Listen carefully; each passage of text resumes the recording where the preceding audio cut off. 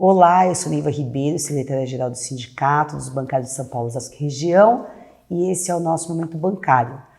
No programa de hoje nós vamos falar um pouco sobre a questão das Americanas e o impacto no sistema financeiro.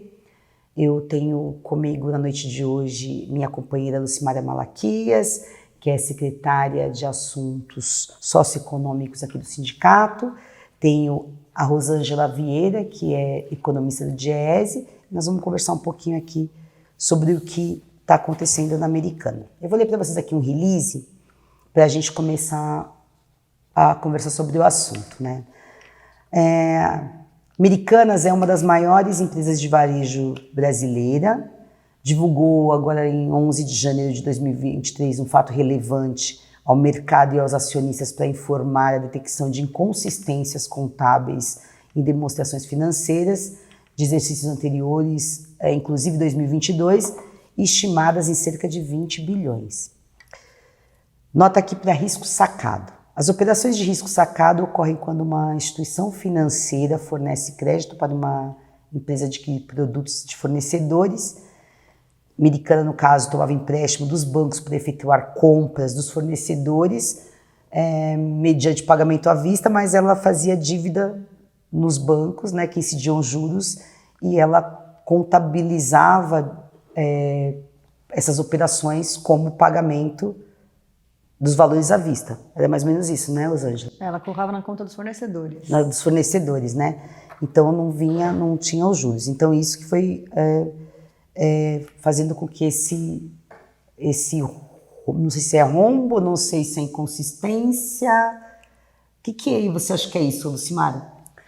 Bom, primeiro que o balanço de uma empresa, as pessoas não escolhem como que elas vão classificar as contas. Existem parâmetros técnicos que definem isso. Então, não é opcional se eu coloco na conta fornecedor, se eu coloco na conta banco. E isso não é um erro pequeno, é algo esdrúxulo. E no caso da Americanas, isso não ocorreu apenas em 2022, isso ocorreu em sucessivos anos, chegando a um rombo de 20 bilhões.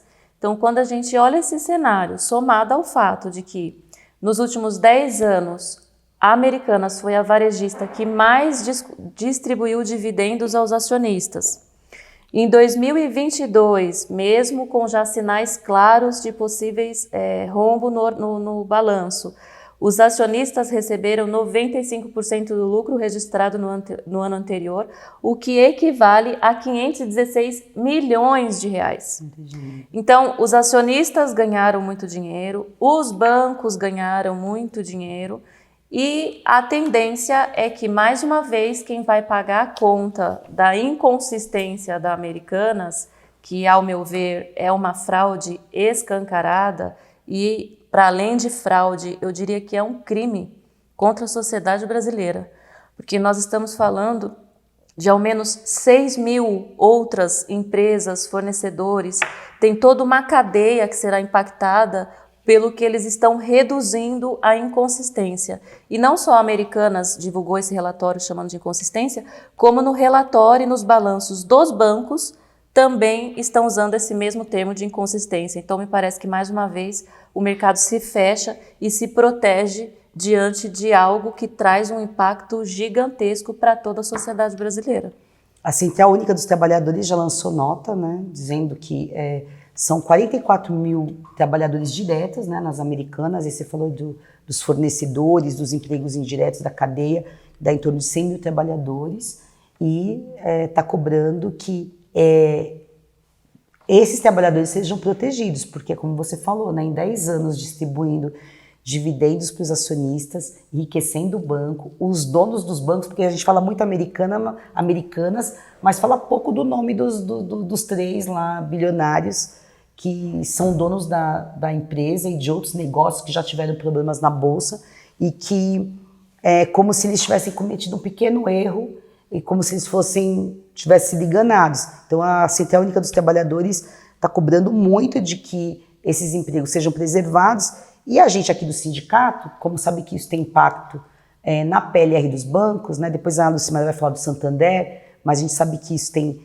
impacto na PLR, quer dizer, nós estamos cobrando, por exemplo, do Bradesco, que é um dos bancos que mais emprestou para as Americanas, que isso não tenha impacto na PLR dos bancários do Bradesco. Nós já vamos falar disso.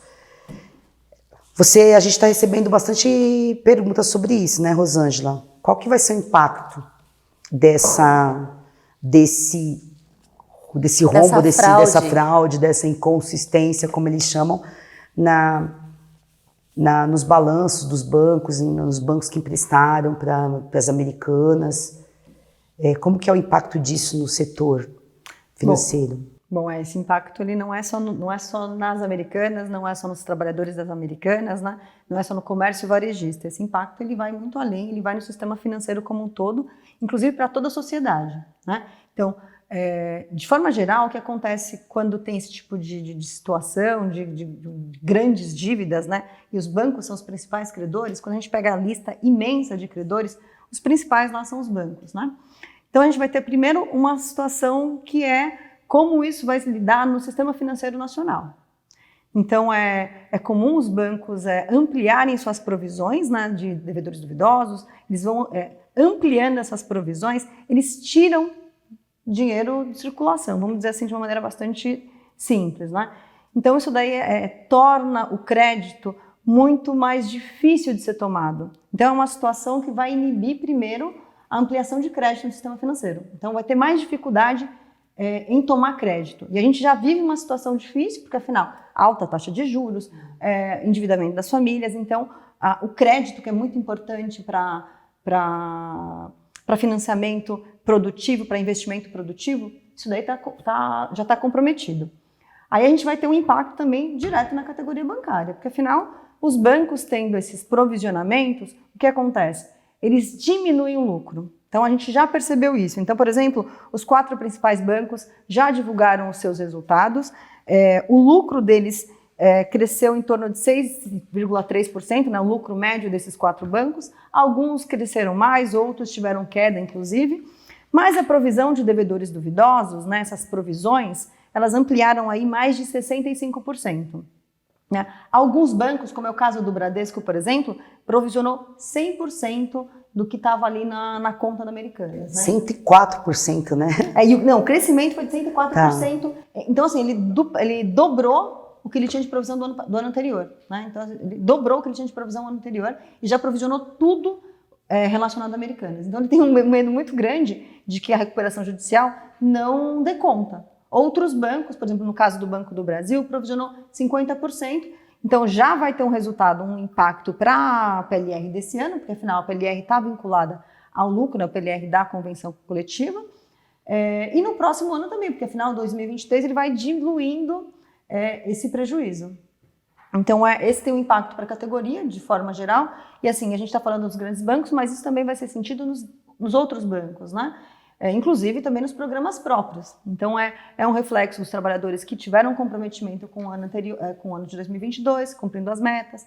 E aí tem uma outra relação que quando existe essa menor rentabilidade, menor lucro dos bancos, é muito comum também você ter um arroxo para a redução de custos. Essa redução de custos ela pode impactar diretamente no fechamento de agências, né, e no desligamento dos trabalhadores, e aí alguns trabalhadores ficam mais sobrecarregados, amplia a questão das metas, então assim, pode estar também aliado, inclusive, à questão do adoecimento, né, da categoria. Então, são impactos muito grandes também para a categoria bancária. A gente divulgou bastante nas nossas notas, mas eu vou ler aqui novamente a lista dos maiores bancos que são credores da Americanas, né? Então, o Deutsche Bank tem um crédito de 5 bilhões e 200, o Bradesco é o segundo maior, 4 bilhões e meio, Santander 3 bilhões e 600, o BTG Pactual 3 bilhões e meio, o Votorantim 3 bilhões e 200, o Itaú Unibanco 2 bilhões e 700, o Safra 2 bilhões e meio, o Banco do Brasil 1 bilhão e 300, a Caixa Econômica Federal 501 milhões. Então, todos os bancos aqui têm um crédito bem grande aqui com as Americanas. Lá no Santander, conseguimos garantir a PLR integral, né? Sim, mas acho que antes de responder essa pergunta, é sempre importante a gente explicar qual é a lógica da PLR e quais são os gatilhos que disparam o pagamento desses valores para os trabalhadores. Então, a gente tem a participação dos lucros, que é uma regra geral para todos os bancos, que está contratada através da Convenção Coletiva Nacional e que é negociada com a FENABAN.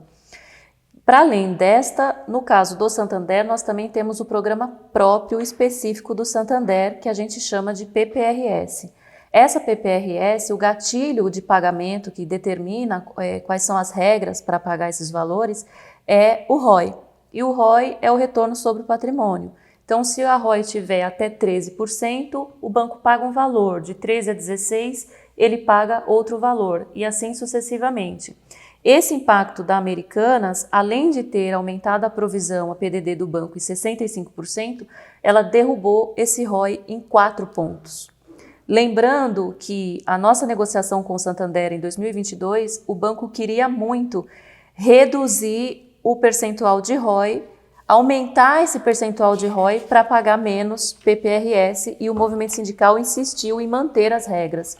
Então, se nós tivéssemos aceitado o aumento do percentual de ROI, hoje nós teríamos um PPRS muito menor. No caso da PLR, que é convencionada, aquela majoração até 2,2 salários, o banco ele tem que pagar ou 2,2 salários ou 5% do lucro, o que chegar primeiro. E aqui eu quero frisar que o Santander vai efetuar o pagamento de até 2,2 salários, então ele vai fazer essa majoração e ele já garantiu o pagamento da parcela adicional pelo teto. E aqui é positivo para os trabalhadores, sem sombra de dúvida, haverá uma distribuição maior dos lucros, mas acho que a gente sempre tem que fazer a reflexão. O lucro é tão grande que mesmo com uma PDD 65% maior do que o ano passado, mesmo com uma redução de lucro de 21%, nós estamos falando que ainda assim o banco vai majorar até 2,2 salários e ainda não vai alcançar o limite de lucro que ele deveria distribuir conforme legislação. Ou seja, mesmo com todo o problema do Santander, da Americanas, a vida do Santander está muito bem, obrigado. E mais uma vez, quem paga o impacto, a conta, são os trabalhadores, né? Então a gente tem uma cobrança de metas muito maior, tem o banco estimulando o desendivida de novo para tentar diminuir a inadimplência, uma pressão por metas violentas, sobrecarga de trabalho, possíveis demissões que não estão descartadas nem no Santander nem em outros bancos, porém a vida dos acionistas do Santander está muito tranquila. Pois Lucimara, a nós aqui na Comissão de Empresa já enviou carta para o Bradesco, né, solicitando que seja paga a PLR integral, porque a gente trabalhou, cumpriu as metas, aguentou condições de trabalho nem sempre favoráveis, porque está faltando muitos funcionários no Bradesco, né? E os trabalhadores do Bradesco têm entrado muito em contato com a gente para usar o simulador do sindicato. Não está funcionando porque a gente não consegue, nós não temos dados concretos para poder fazer a simulação, justamente por conta dessa questão aqui do balanço. Se a gente fosse fazer pelo real, daria menor, né, Rosângela? Exatamente, Niva. A gente não, como você mesma disse, a gente não tem aí os dados suficientes para ter um simulador que tenha aí uma informação mais precisa para o trabalhador. Mas, utilizando algumas informações preliminares, a gente chega numa informação que não vai conseguir o teto da parcela adicional e também não vai conseguir majorar nos 2,2 salários, né? Então, ou seja, os trabalhadores vão ter um prejuízo aí de antemão, né? Claro que está em negociação, né? Mas é uma situação ainda bastante preocupante para os trabalhadores.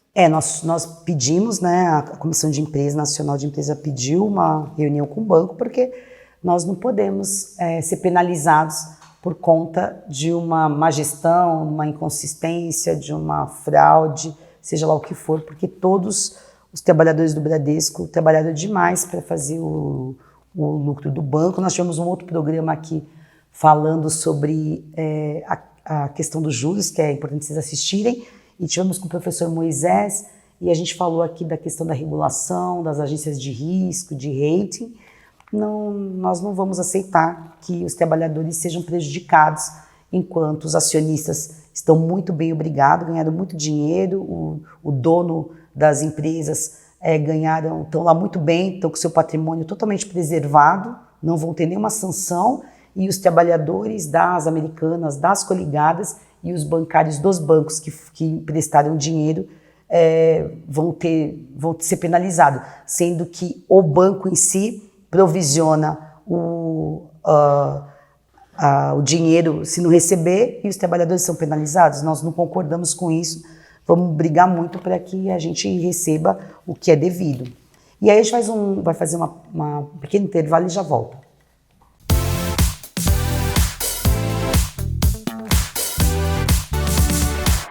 Olá, eu sou Neiva Ribeiro e esse é o Momento Bancário.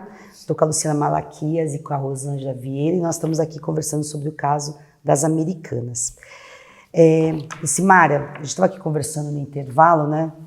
Vendo aqui são várias matérias que a gente separou e vai colocar para vocês aí nos links do vídeo para vocês acompanharem, tem muitas informações, mas uma delas aqui que saiu no Valor Econômico, no Globo, no dia 17/1, está falando o seguinte: a diretoria das Americanas vendeu 241,5 milhões de reais em ações da companhia no segundo semestre.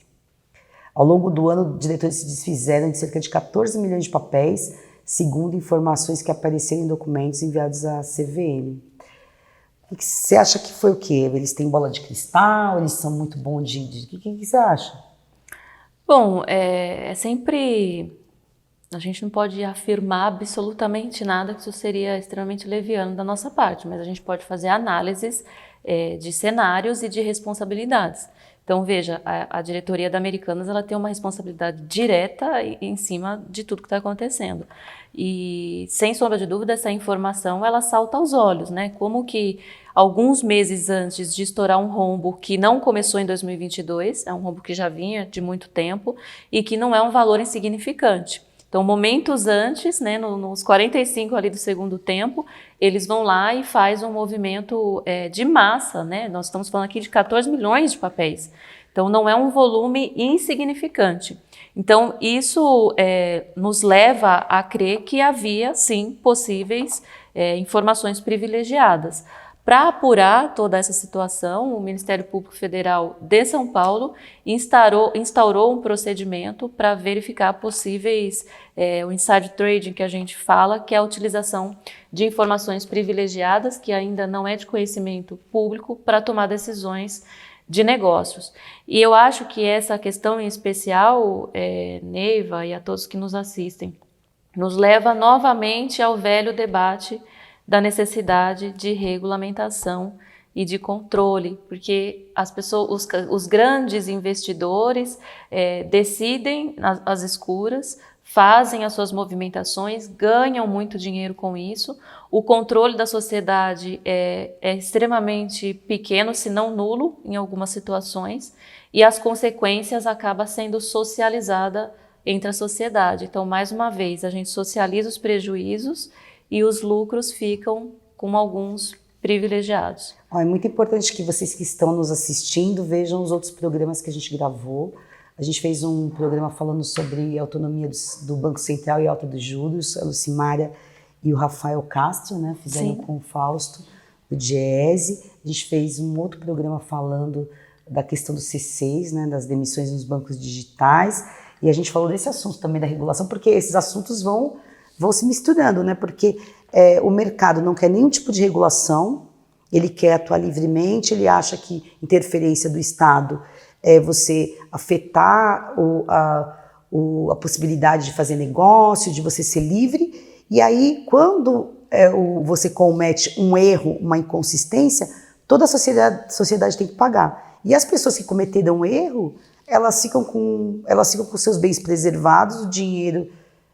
A CVM, por exemplo, ela tem algum mecanismo que ela vai investigar isso aqui, que ela tem como impedir uma coisa dessas, ou as empresas de rating, que as auditorias que deram parecer favorável, as empresas que deram a nota maior, né? Como fica isso, Rosângela? É uma complicação, né? Essa é a verdade. O mercado financeiro está estressado, né? A gente tem ouvido muito falar, né? O mercado financeiro está estressado nervoso, porque é nervoso, né? Por conta enfim, de algumas questões que impactam às vezes a vida da acabar sociedade. com fome e miséria, privatizar serviços essenciais. Aí isso deixa muito nervoso. Isso torna o mercado financeiro nervoso. Muito sensível. Então, o mercado financeiro muitas vezes é sensível às questões sociais, né?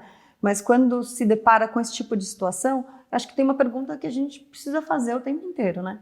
Quem controla o mercado financeiro, né? Quais são os mecanismos de controle do mercado financeiro? Quem audita as auditorias externas, né? No caso da Americanas, por exemplo, além dos contadores que firmam a consistência das informações, que firmam que aquelas informações são verídicas, existiu uma auditoria externa e essa auditoria externa falhou. Né? E aconteceu isso também na crise de 2008. Então, assim, não é algo recente, não é algo novo. Então, é algo recorrente e há a socialização das perdas. Né? Enquanto os dividendos, como a Lucimara mencionou, a Americanas é a que mais distribuiu dividendos nos últimos 10 anos entre essas grandes varejistas. Né? Por outro lado, existe essa socialização das perdas. A CVM ela já está investigando, ela tem esse papel de regulamentação dentro do mercado financeiro, né? Ela tem essa atuação como órgão fiscalizador e agora ela vai começar a investigar, e já está investigando, se o que a gente está dizendo, se é realmente uma situação de inconsistência, porque a inconsistência é um erro involuntário, ou se realmente é uma questão de fraude e eles estavam agindo de forma a ter vantagens próprias, né? Obter vantagens próprias. Então, essa é uma situação... Mas assim, sendo um erro involuntário que causa tanto prejuízo para as pessoas, mesmo assim, você pode não ser um crime, né? Mas tem consequência, tem que ter... Porque, né, por exemplo, se você tem um PDD, né? Para você garantir que o banco tem uma reserva para garantir que aqueles que não paguem, para aqueles que derem o calote, ele tem uma reserva para garantir que a atividade do negócio não cesse, você deve ter seguro, deve ter outras coisas para erros, né? Né? Deve ter, né? Deveria ter uma situação, o órgão fiscalizador, né, a CVM, o Banco Central, todo o sistema financeiro, ele não pode ser autorregulado, né? Então a regulação ela tem que ser de cima para baixo mesmo e precisa ter uma regulação mais efetiva. Os mecanismos precisam funcionar, né, para que não haja situações de prejuízo para a sociedade. Isso aí. Uma coisa que é importante, o sistema financeiro brasileiro é um dos mais regulamentados do mundo. A gente tem aqui normativos, regras, esses normativos de Basileia, por exemplo, que diferencia bastante do mercado financeiro de outros países, tanto que na crise de 2008 os impactos na economia brasileira foram menores por conta dessa regulamentação. Porém, ainda assim, em momentos como esse, a gente percebe que a regulamentação que a gente tem hoje ainda se mostra insuficiente para garantir confiança, credibilidade e principalmente segurança para os trabalhadores e para a sociedade, porque que credibilidade que tem a agência reguladora que avaliou Americanas como AAA? Que credibilidade ela tem agora, né? Então, como se você, por exemplo, porque se você é uma pessoa física, se você é uma pessoa comum, deixa de pagar o financiamento da sua casa, você perde sua casa. Exato. Se você deixa de pagar o financiamento do seu carro, você perde seu carro. Se você tem uma empresa e dá 20 bilhões de prejuízo, você não perde nada. Sim. Aliás, muito bom, muito tranquilo os bancos brasileiros são os que mais tomam casas das pessoas em todo o mundo, não são os vermelhinhos, né? Não é o MTST, são os bancos. São os vermelhinhos, né? Então, é muito complicado. E a gente quer muito discutir regulação, porque precisa de ter... acho que a gente sempre fala aqui, a gente quer socializar a riqueza, a gente quer socializar os bens que a tecnologia até traga para a gente. Esse assunto pode parecer absurdamente indigesto para o mercado financeiro, mas, gente, é impossível você viver numa sociedade onde não tem regulação nenhuma e quando vem uma situação dessas, o sistema todo pode ser posto em risco porque houve uma falha, se for falha, né? Porque é inadmissível, porque são pessoas, os CEOs dessas empresas ganham milhões, né? Inclusive saiu o CEO que era do Santander e foi lá para as Americanas e foi ele que pegou, né? O Santander, de alguma forma, ele está em todas, né, gente? Porque o atual presidente do Banco Central, o Campos Neto, ele saiu do alto escalão do Santander. Aí o CEO que estava na Americanas no momento em que o rombo veio a público é o ex-presidente do Santander.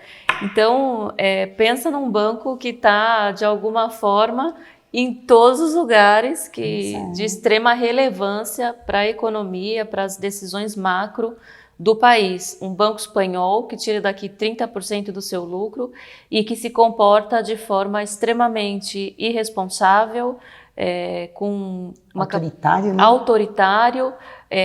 Acho que é importante a gente falar que agora a gente recebeu recentemente uma notificação judicial de que o Santander está questionando o protesto que o sindicato fez na atividade do sábado, que ele está reclamando que nós colocamos, que a gente colou os cartazes se manifestando contra a abertura ao sábado, e ele está alegando que isso gerou um custo de limpeza.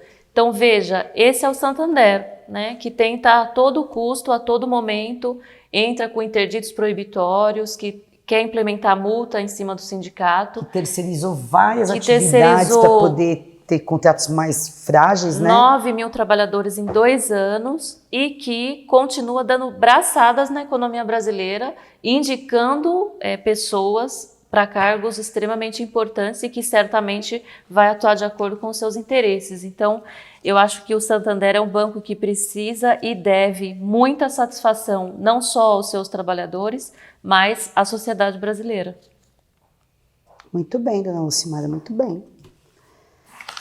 Então, olha assim, os nossos últimos 3 programas estão falando sobre regulamentação, sobre cobrança de satisfação, porque vocês vão ver nos programas das TVs abertas e das TVs por assinatura uma defesa incondicional do mercado, uma defesa incondicional dos bilionários e um ataque sistemático do movimento sindical, dos movimentos sociais, do presidente Lula que está cobrando aí que a taxa de juros baixe. A Lucimara fez um programa aqui com o Fausto do Jazz que foi brilhante, é importante vocês assistirem, mas a gente está questionando, são questões que a gente coloca, né? Por que um grupo tão pequeno de pessoas que exige que não tenha nenhum tipo de regulamentação, que o Estado não interfira nessas relações, podem fazer todo tipo de ações sem nenhum tipo de satisfação e quando essas ações não dão certo, joga o custo para toda a sociedade. Não está correto isso, a gente tem que pensar sobre isso e a gente gostaria que vocês pensassem, refletissem, mandassem novas questões para a gente debater. Eu já quero agradecer muito a presença da Lucimara, que tem estado aqui quase todos os programas do ano aqui. Estou batendo cartão aqui. Que bom, obrigada, Lucimara. Acho que nós vamos ter muito assunto, porque é um ano, a gente falou no passado que era um ano que a gente queria interferir nos assuntos da sociedade, que a gente ia muito para o Congresso Nacional. Que bom que agora a gente ter acesso, porque nos governos anteriores nós não éramos nem recebidos. Agora talvez a gente nem não consiga atender todas as nossas reivindicações, mas pelo menos a gente pode levar as reivindicações, debater, questionar, ser ouvidos, e é por isso que nós somos sindicato, por isso que a gente se organiza. Nós temos nosso sindicato, os bancos têm lá a FENABAN, que é o sindicato deles, e eu convido vocês a se sindicalizarem, ajudar a financiar nossa luta, para a gente poder ter informação, para a gente poder se organizar. A gente precisa de financiamento, e a sindicalização é o financiamento direto para a gente poder, para a Rosângela que está lá no Jazz, fazer muita pesquisa, porque esses dados que ela traz para a gente são muito ricos, são muito difíceis de levantar, ela fica lá. Então, vocês que querem conhecer o sindicato, um dia vem aqui, combina com a gente, faz uma visita guiada, vocês vão conhecer lá a sala que ela trabalha, é tipo o nosso sala secreta lá de fazer a análise, né, dos nerds. Mas é muito importante, porque sem essas informações a gente não consegue avançar nas negociações que a gente tem, e nós somos, esse ano estamos fazendo 31 anos de convenção coletiva de trabalho, uma das mais importantes do país, talvez da América Latina, talvez do mundo. Vamos fazer 100 anos, é um sindicato que está 100 anos lutando, resistindo, e a gente vai avançar muito mais contra a terceirização, contra esses retrocessos da reforma trabalhista, e vamos avançar em outras pautas mais. Já agradeço, passo para vocês se despedirem e até o próximo programa. Bom, acho que esse tema ele não termina aqui, é um assunto extremamente relevante que ainda terá muitos desdobramentos, principalmente aí para o pessoal do Bradesco, porque a gente ainda não sabe como vai ficar a PLR. E mais informações sobre esse assunto, sobre tantos outros, acesse o site e as redes sociais do sindicato e se mantenham extremamente atualizados de como a gente está se organizando diante de tudo isso, quais os avanços que a gente conseguiu, enfim, se apropriem dos direitos de vocês, que é extremamente importante. E obrigada pelo convite e um abraço. Até a próxima. Obrigada pelo convite, Neiva. Acho que, antes de mais nada, a gente precisa deixar muito claro que, apesar do aumento do PDD, apesar desses provisionamentos, apesar das incertezas futuras, os maiores bancos já divulgaram os resultados e todos eles tiveram lucro, né? Então, independente da situação, na crise financeira, se tem recessão, se teve PIB, se diminuiu o PIB, os bancos tiveram lucro. Então, esse lucro ele precisa ser socializado, o lucro ele precisa retornar para o trabalhador que é parte da engrenagem principal, é o que dá sustentação para o lucro e para a rentabilidade dos bancos. Para o trabalhador e para a sociedade. Exatamente. Então, o caso da Americanas, como a Lucimara disse, ainda vai ter bastante desdobramento, né? Eles estão em processo de recuperação judicial, vai ter uma reunião com os bancos, né? Parece que já tem um banco aí que vai administrar os ativos para tentar monetizar e para tentar diminuir os prejuízos, né? Acho que a CUT está fazendo um trabalho bastante interessante, né? O Sindicato dos Bancários também está cobrando para que seja de uma forma menos prejudicial possível para a sociedade e para os trabalhadores envolvidos. Acho que esse é o caminho. O caminho é a luta, é tentar diminuir qualquer tipo de impacto para a sociedade. Isso aí. Obrigada, gente. Se vocês gostaram do programa, compartilhem, mandem para os amigos. É importante que essas ideias passem para outras pessoas, porque essas informações que a gente conversou aqui, vocês não vão ver em outras redes. Então, legal vocês compartilharem. Um abraço, até a próxima.